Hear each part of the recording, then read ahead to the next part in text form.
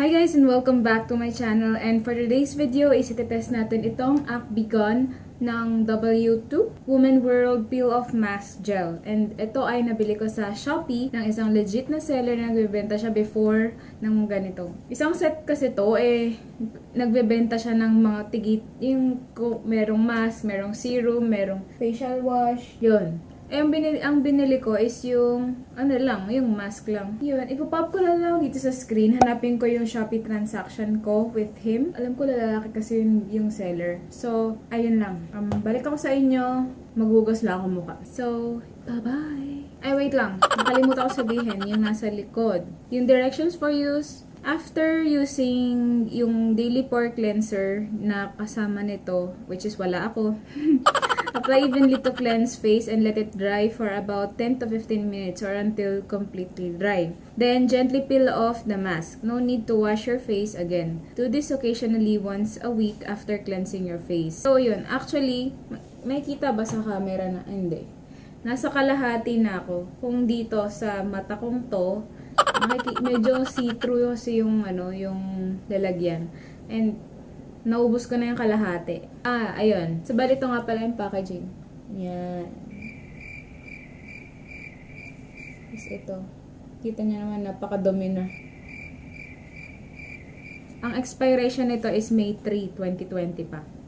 Pak na pak!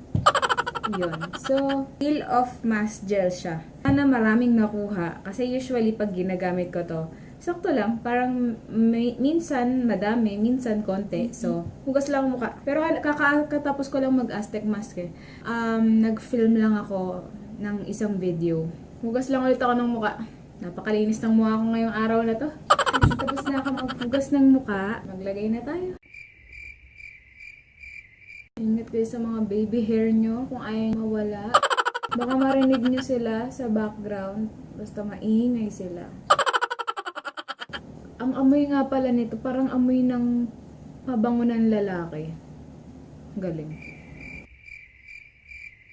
Ingat kayo sa baby hair. Ipalikod nyo yan. Ba to? Yung mga buo-buo kasi. Medyo matagal ko na kasi huling ginamit to.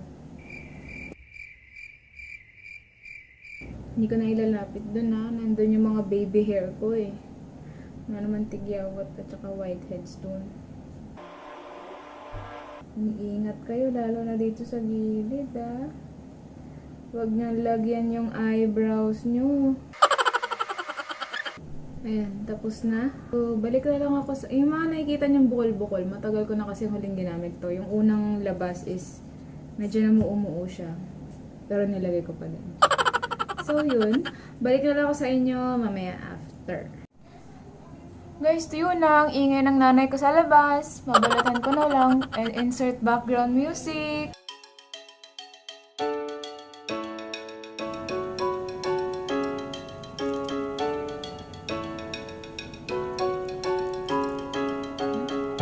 Sakit!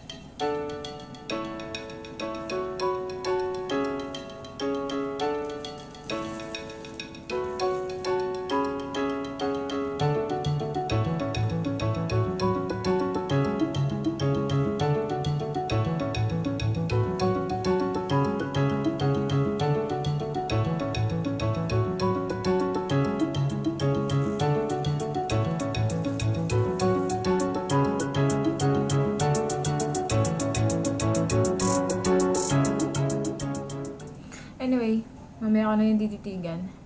Nag-insert na lang ako ng clip kung gaano kadami yung nakuha.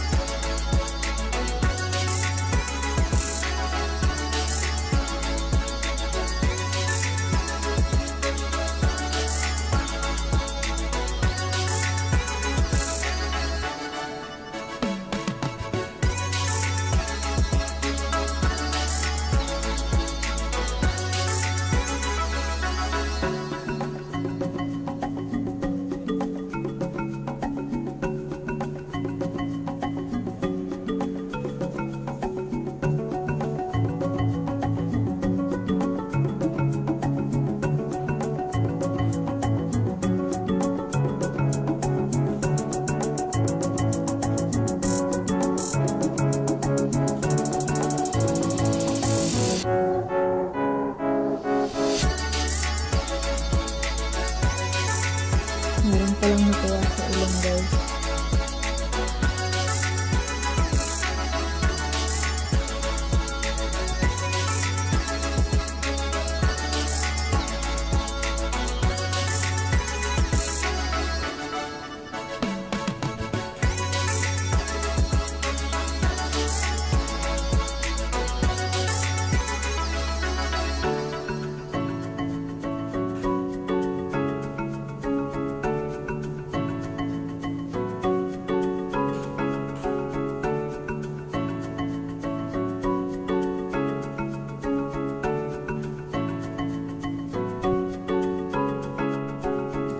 So, yun lang guys. Naging mas smooth siya. Hindi na ganong rough. And, ayun lang. Medyo naalala ko bakit kaya walang nakuha dito tsaka dito. Konti lang yun dito eh. Meron pero konti. So, mas okay pa rin yung Megan. Mas okay pa rin siya. And mas mura pa. So, yun lang. Ever may gusto kayong product na ipa-review, please comment down below. Also, check my social media accounts na nandun sa description box below.